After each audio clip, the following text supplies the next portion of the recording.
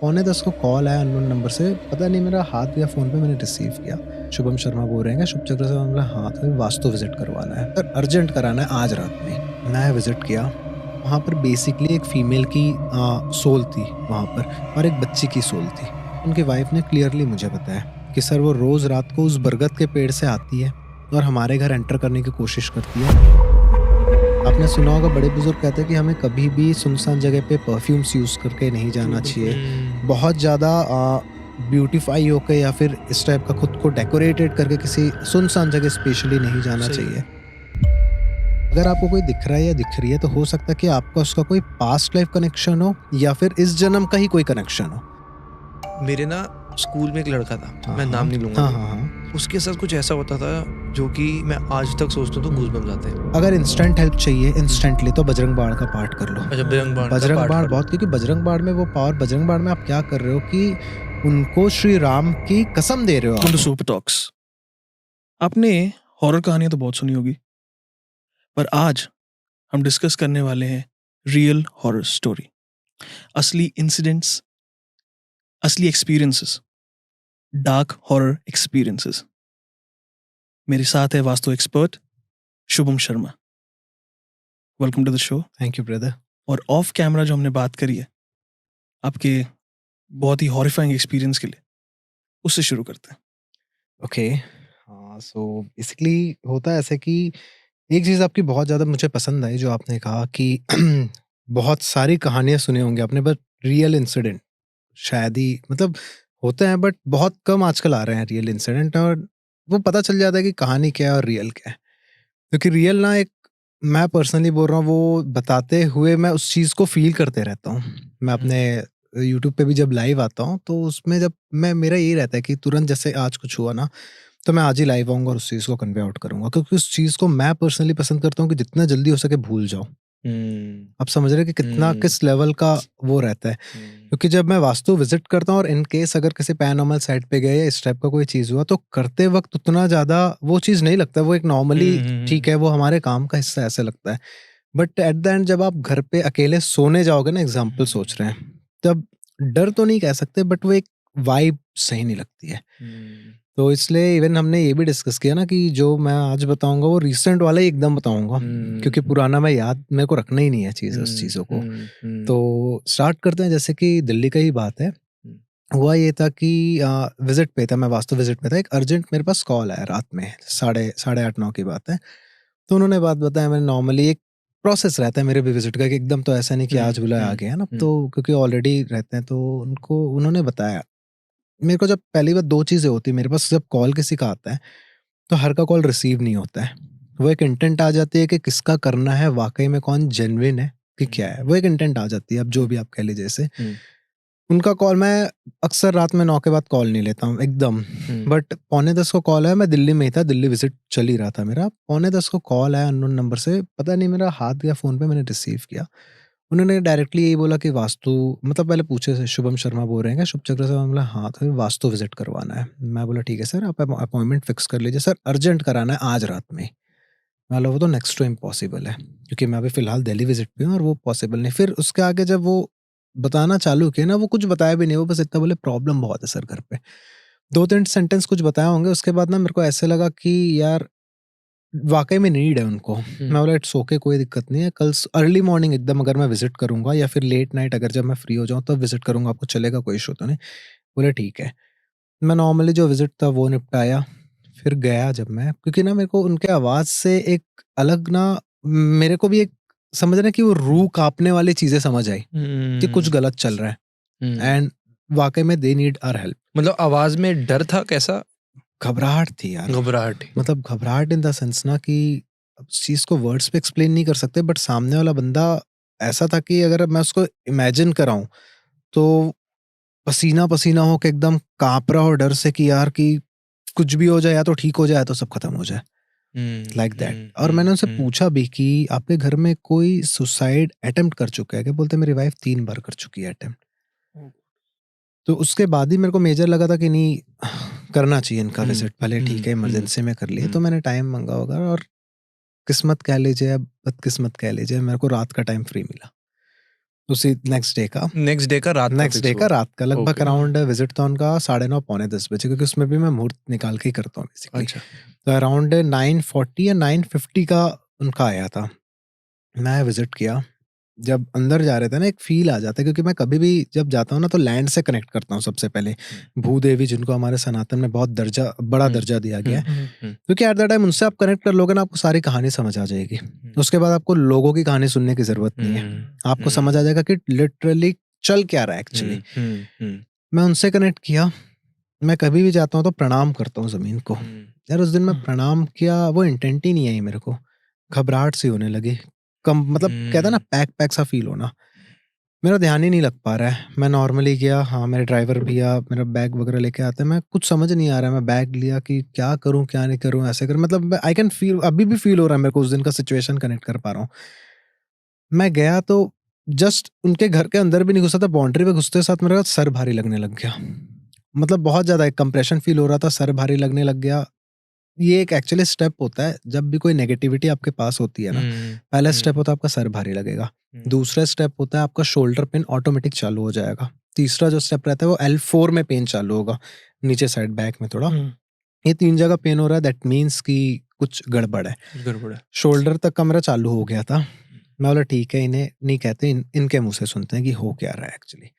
मैं अंदर गया तो नॉर्मली बात कर रहे थे, सारे फैमिली बैठे हुए थे, हस्बैंड थी, वाइफ थे, हस्बैंड वाइफ, उनकी मम्मी, उनके पापा, 2 बच्चे, एक लड़की एक लड़का।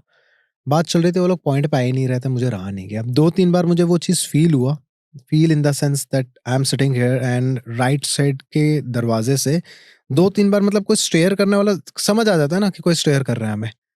वो स्टेयर करने वाला सीन मेरे को 2-3 बार लगा। मैंने उनसे पूछा कि आप लोग के घर कौन मेंबर है, और सारे यहीं बैठे हैं। बोले हाँ यहीं बैठे हैं सब आपके सामने। मतलब कोई मेड वगैरह फीमेल कोई और? बोले नहीं सर कोई है नहीं और ऐसे। बोला ठीक है।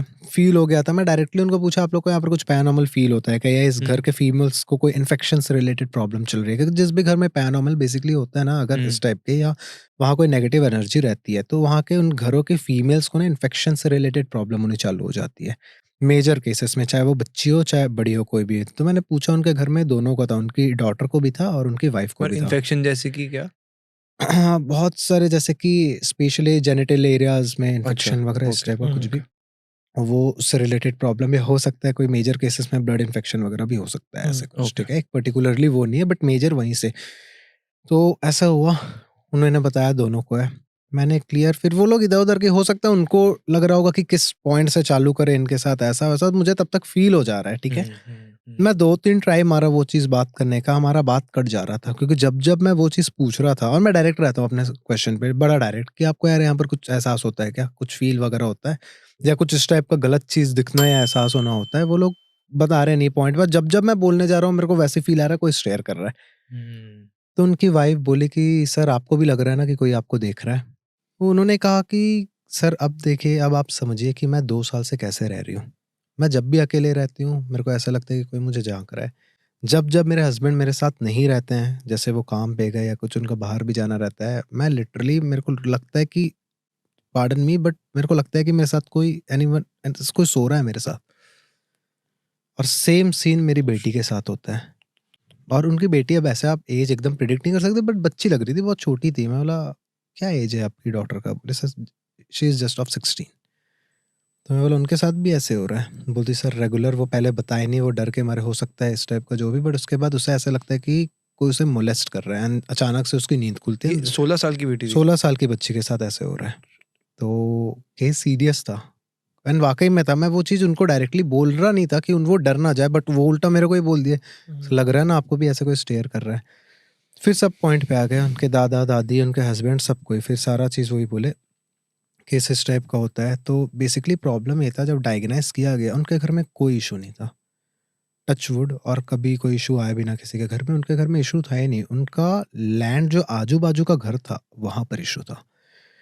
वो मेरे को सामने से बता रही है, और लिटरली मैं उस चीज़ को फील किया हूँ कि एट द टाइम वो फीमेल अपने घर से बाहर निकली। वो माता रानी को बहुत मानते हैं वो लोग, ठीक है, एंड घर के अंदर माता रानी भी थी, and that is the only reason मुझे फील हुआ कि शायद वहाँ तक वो एनर्जी नहीं आ पा रही थी। एट द टाइम हम बाहर गए ना, वो फीमेल का, मतलब वो लेडी का, जो मेरे क्लाइंट थे उनकी वाइफ का, यार पूरा चेंज हो गया बिहेवियर।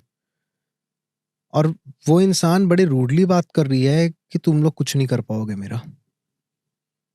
फिर उनके हस्बैंड बोल रहे कि रेगुलर ऐसे करती है। एट द टाइम घर से बाहर जाती, पीछे बरगद का पेड़ था, एट द टाइम उसके जितना क्लोज पहुंचती है एग्रेसिव हो जाती है। अब वो मुझे कह रही कि कुछ नहीं बिगाड़ पाएगा, तू मेरा नहीं भगा सकता मेरे को। मतलब अब वो फील हो रहा है कि उनका माइंड को वो कंट्रोल कर रहा है या कर रही है, बताऊंगा ठीक है एक्चुअली।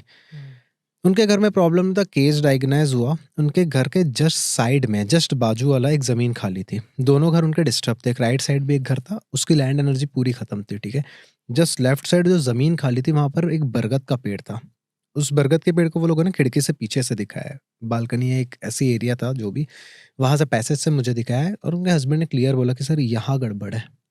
मैं बोला यार फील तो मुझे भी हो रहा है, एक बार चल के देखते हैं सामने से। सामने से गए, मैं बोला वाइफ को रहने दीजिए, मत ले जाइए, आप चलिए। बाकी सब घर वाले गए, उनके फादर साहब थे और उनकी बिटिया भी गई थी और उनके बेटे भी थे, वो भी आए थे। हम लोग तीनों चारों गए, फ्रंट तरफ से गए। जस्ट वो, मतलब कैसे बताऊँ, एक खाली ज़मीन था, बड़ा खंडर टाइप का ज़मीन, और उसके बीच में एक पेड़ था, सूखा सा बरगद का पेड़ पूरा। उसके जस्ट साइड में एक बिल्डिंग थी जो कि अबेंडेंट थी। मतलब मैंने पूछा कि ये क्या है, मतलब यहाँ कोई रहता है? नहीं, तो बोले नहीं सर ये कभी बिका नहीं ना कुछ हुआ है, इनके जो ओनर है शिमला में रहते हैं कहीं पर, वो यहाँ आते ही नहीं है, तब से ऐसे ही पड़ा हुआ है, एकदम खाली रहता है।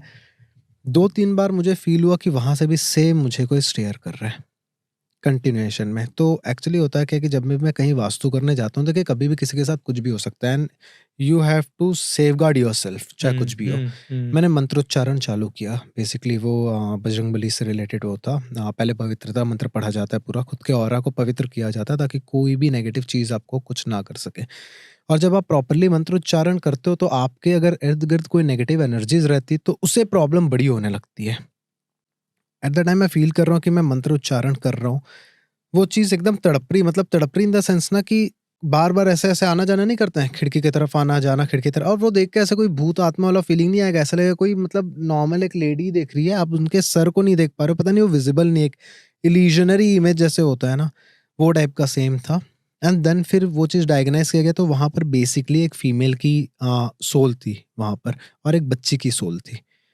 मतलब वो भी फीमेल थी और जो बच्ची थी वो भी सोल, जो भी आत्मा कह लीजिए, नेगेटिव एंटिटी कह लीजिए, बेसिकली आत्मा वगैरह का सीन अलग हो जाता है थोड़ा। फिर मैंने अंदर जाके जब उनकी वाइफ से बात किया तो उनकी वाइफ ने क्लियरली मुझे बताया कि सर वो रोज़ रात को उस बरगद के पेड़ से आती है और हमारे घर एंटर करने की कोशिश करती है। मैं घर के अंदर माता रानी का पूजा बहुत करती हूँ, बहुत माता रानी को मानती हूँ, और वो घर के अंदर घुस नहीं पाती है। बट पता नहीं फिर भी वो बेडरूम तक कहाँ से आ जाती, कैसे आ जाती है। बाद में देखा गया कि उनके बेडरूम पे भी दोष था। बेसिकली हुआ क्या था, उनका देखिए कोई भी चीज़ ना, हर चीज़ एक दूसरे से इंटरलिंक्ड है। उनका जो डॉगी था, पता नहीं, और ये चीज़ ऑटोमेटिक हो भी जाता है, पता नहीं कैसे होता है। उनका डॉगी कहीं से नॉन, मतलब किसी का जूठा नॉन-वेज खाया, फेंका हुआ हिस्सा रोज़ जाता था और लाके उनके बेड के नीचे रखता था, और उनको अच्छा। ये बात पता नहीं था। और मैं वास्तव में एक-एक चीज़ देखता हूँ, मैं फैक्ट बता रहा हूँ। मतलब अगर आपका टेबल रखा हुआ है ना, तो मैं इसका आपसे पूछ लूँगा कब से रखा, कैसे रखा है, नीचे देख लूँगा। ऊपर मैं नीचे देखा, वहाँ से स्मेल टाइप का आ रहा था। मैं बोला मैम स्मेल नहीं आ रहा आप लोगों को? ये ओह! चूहा मरा होगा। मतलब चूहा मरा में ऐसा स्मेल नहीं आता है, जैसे खाना सड़ गया एक सड़न का। तो वो चीज़ जब मैंने देखा तो बहुत सी ऐसा एक्टिविटी थी और भी कुछ चीज़ें की, मेरे को बुरा ना उनकी बेटी का बेसिकली लग रहा था कि बच्ची है और उनके साथ इस टाइप का हो रहा है। और मतलब बताओ, अब हो सकता है मेरे साथ उनकी बेटी पूरी अच्छे, कोई भी एक थोड़ा वो मतलब मानता है, तो उनकी मम्मी ने, मतलब मम्मी ने मुझे बताया कि सर बहुत होता है, मतलब शी इज़ लाइक दैट, कि वो चीज़ वो फ़ील करती है कि दैट कोई उनको कंटिन्यूएशन में मोलेस्ट कर रहा है, और वो शिट! चीज़ 1.5-2 घंटा चलता है। का केस में बहुत वो हुआ था पूरा वहाँ पर होम हवन, मतलब मैंने नहीं किया, मैं बेसिकली लिस्ट बना कर दिया कि ये आपको पाठ पूजा करवानी है, क्योंकि देखिए उस केस में ना लैंड को न्यूट्रलाइज करना बहुत ज़्यादा इंपॉर्टेंट हो जाता है।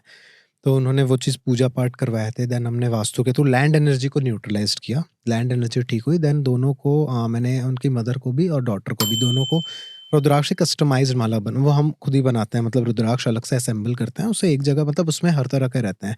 आपके एक मुखी से लेकर रुद्राक्ष में बहुत पावर रहता है। हमारे सनातन की ब्यूटी यही है हुँ, कि जो रुद्राक्ष है शिव जी का अंश है वो, हुँ, हुँ, है हुँ। ना? वो देखो किसी भी, मैं आपको एक फ्री टिप बता रहा हूँ आप लोग के चैनल के थ्रू लोगों को, जब भी इस टाइप का कुछ लगे ना, आप 3 और 7 मुखी रुद्राक्ष का कॉम्बिनेशन पहन लीजिए।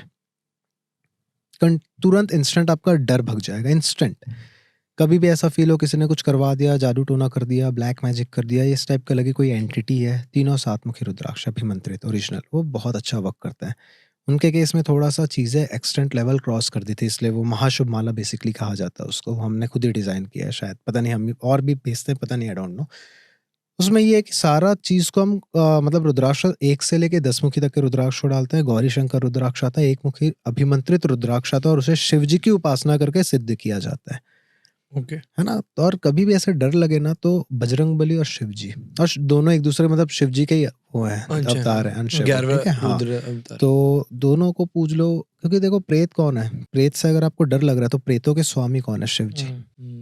इंस्टेंट रिलीफ, क्योंकि वहां पर पूरा कंप्लीटली बजरंग बाण का पाठ कर, जो मैं बोला ना हवन बोला था जो, तो अब पवित्रता हवन के बाद सबसे पहले मैं ये बोला था कि बजरंग बाण का पाठ करवाइए आप, उसके बाद मैं काम करूंगा। अच्छा। एंड लिटरली बहुत खुशी होती है कि आज वो लोग बढ़िया है, मस्त है, अच्छा जी रहे, खा रहे हैं। उनका बिजनेस जो था वो भी कहीं, क्योंकि देखिए यार आप मेंटली फिट नहीं हो, आप घर पे सही नहीं रह पा रहे, आप क्या बिजनेस सही कर पाओगे? तो उनका भी बहुत अच्छा अच्छा खासा कारोबार था, वो भी पूरा ठप था। वो